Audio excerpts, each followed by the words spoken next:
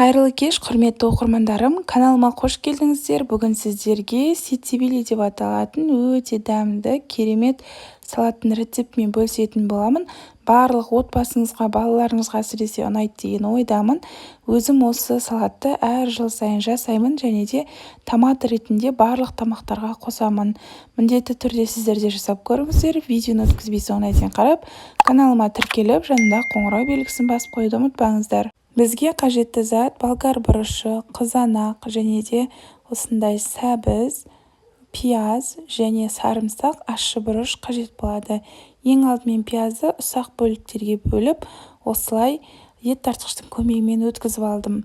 Егер де ет тартқыштан өткізбесеңіздер, өте майда, ұсақтау етіп пышақтың көмегімен турап алсаңыздар да болады. Міне видеодағыдай өткізіп алдым. Келесі кезекте сәбізіміздің қабығын ашып тазартып, осындай ұзыншалау етіп бөліп, жаңағы ет тартқыштың көлеміне сиятындай етіп кесіп алдым.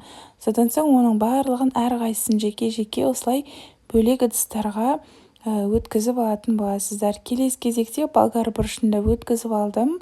Мейлінше қызыл, еттілеу түрін алғандарыңыз дұрыс. Сонда салаттарыңыз дәмдірек болып шығады. Барлығын өткізіп болып, және де оны да осындай бөлек ыдысқа салып алдым. Келесі кезекте қызанақты ет тартқыштың көмегімен өткізіп алдым, және де қызанақтың дөңгелек еттілеу түрін алсаңыздар, қою, әдемі болып шығады. Мендегі қызанақ, үйдегі огородтағы қызанақ осындай болып шықты. Сіздерге және де лайфхак, осындай суын қоспаңыздар, бұл салатты тез ашытып жібереді, сондықтан төгіп тастаңыздар. Және де келесі кезекте сарымсақтарымызды өткізетін боламыз, және де бір ащы бұрышты қолдандым. Ащылау болсын десеңіздер, екеуін, үшеуін қоссаңыздар болады, бірақ олай ащы болса балалар жемей қояды, сондықтан тек қана дәмін кіргізу үшін біреуін ғана қосыңыздар.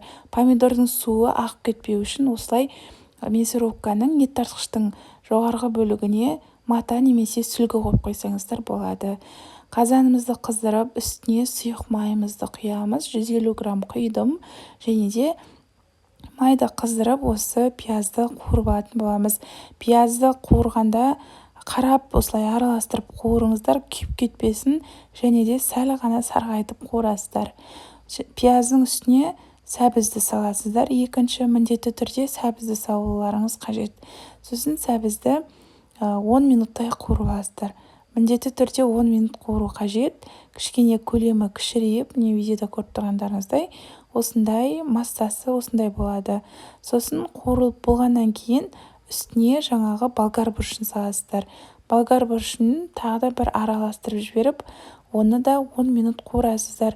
Сонда біздің сәбізіміз де болгар бұрышымыз да жартылай пісетін болады.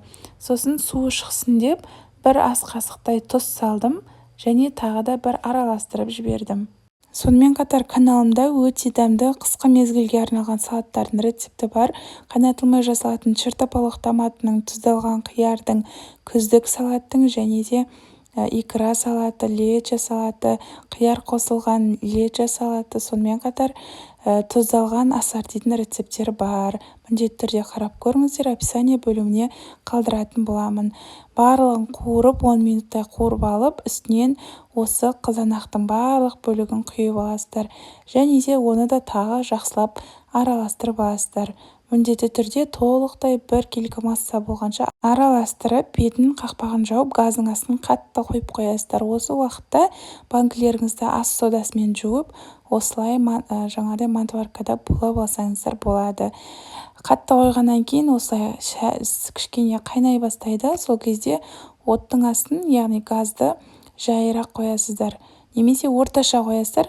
Біздің жаңағы осы массамыз, салатымыз толықтай жай отта жаңағы қайнап тұру қажет, бұрқылдап қайнауы қажет. Енді үстіне бір қайнағаннан кейін сарымсақ пен жаңағы ащы бұрыштан саласыздар. Ащы бұрышты көп салсаңыздар ащылеу болады. Егер балалар жемайды дейтін болсаңыздар, кішкене осындай бір данасын ғана салып, дәмін кіргізсеңіздер болады. Оны да тағы бір араластырып, қақпағын жартылай жабыңыздар, сосын қайнату қажет болады. Менде ровно 20 минут қайнаттым. Арасында араластырып тұрыңыздар, қою массасы төмен түсіп кетеді, сондықтан осылай бір-бір араластырып тұрғандарыңыз дұрыс. Барлығының мөлшерін описание бөліміне жаза кетемін. Осы видеоның атауының үстін бассаңыз, яғни названияның үстін бассаңыз, сіздерге описание бөлімі ашылатын болады. Енді қақпағын тағы жартылай жауып қойдым. Жай отта қайнап тұр. Банкілерімізді стерильдеп алдық. Қақпақтарында да ыстық суға салып немесе бір қайнатып алсаңыздар болады. Сосын дәміне қарай тағы бір ас қасық тұз салдым және бір ас қасық қант салдым. Тағы да араластырып жібересіздер. Егер де тұзы кем болып жатса, тағы да аздап тұз саласыздар. Енді қазандағы массаны салатымызды араластыра отыра банкіге құятын боламыз. Менде осы жаңағы салаттан 3 литр шықты. Егер көбірек жасайтын болсаңыздар, описание бөліміндегі массадан 2 есе ұлғайтып, яғни көбейтіп жасасаңыздар 6 литр шығатын болады. Осылай барлық банкілерімізге құйып алатын боламыз. Сонымен қатар каналымның алға қарай дамып жылжуына өз үлесіңізді қоса кетіңіз. Видео ұнаса лайк басып, комментарий бөлімінде өз пікіріңізді қалдырып, осы видеоны поделиться бөлімінде WhatsApp желісіне жіберіп, түрлі чаттарға, группаларға бөлісіп қойыңызды сұраймын. Өте қатты қуанып қалатын едім. Мендегі банкі бұрағыш құрал осындай тез және оңай бұралады. Бір жапқаннан қақпағы толықтай жабылатын болады.